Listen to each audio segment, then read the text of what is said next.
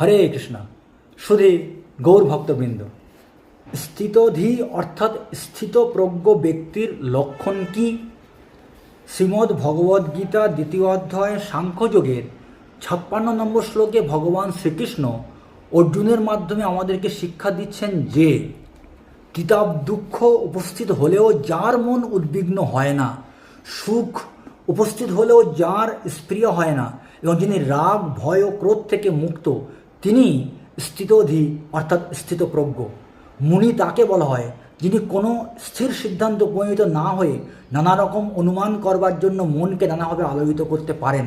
তাই বলা হয় যে নানা মুনির নানা মত। কোনো মুনির মত যদি অন্য মুনির থেকে স্বতন্ত্র না হয় তবে তাকে যথার্থ মুনি বলে বলা যায় না। কিন্তু ভগবান এখানে বলেছেন স্থিতধীর মুনি সাধারণ মুনিদের থেকে ভিন্ন। স্থিতধীর মুনি সর্বদাই কৃষ্ণ ভাবনায় মগ্ন, কেননা তিনি জল্পনা কল্পনামূলক সমস্ত কার্যকলাপের পরিসমাপ্তি করেছেন।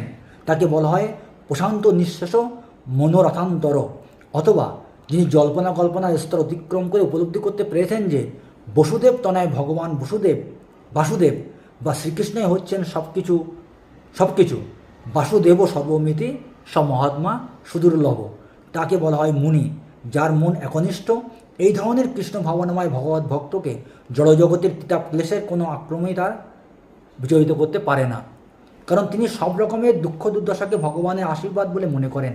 তিনি মনে করেন তার পূর্বকৃত অসৎ কর্মের ফলস্বরূপ আরও দুঃখ দুর্দশা তার একমাত্র প্রাপ্য, কিন্তু ভগবানের অহেতুকী করুণার ফলে তার সেই সমস্ত দুঃখ দুর্দশার ভার অনেক লাঘব হয়ে গেছে।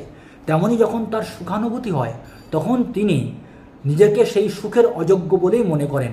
তিনি ভাবেন ভগবানের কৃপাতেই তিনি ওই রকম সুখপ্রদ অবস্থায় রয়েছেন এবং ভগবানের সেবায় তাই আরও বেশি করে আত্মনিয়োগ করতে পারছেন। ভগবানের সেবা করবার জন্য তিনি সবসময় সাহসী ও তৎপর, এবং কোনো রকম আসক্তি বা বিরক্তি তাঁকে সেই সেবা থেকে বিরত করতে পারে না। নিজের ইন্দ্রতৃপ্তি করার আকাঙ্ক্ষাকে বলা হয় আসক্তি, এবং এই ধরনের ইন্দ্রতৃপ্তির আকাঙ্ক্ষা না থাকলে বলা হয় বিরক্তি। কিন্তু যিনি কৃষ্ণ ভাবনায় অবিচলিত, তার কোনো কিছুর প্রতি আসক্তিও নেই, বিরক্তিও নেই, কেননা ভগবানের সেবায় তিনি নিজেকে সম্পূর্ণভাবে উৎসর্গ করেছেন।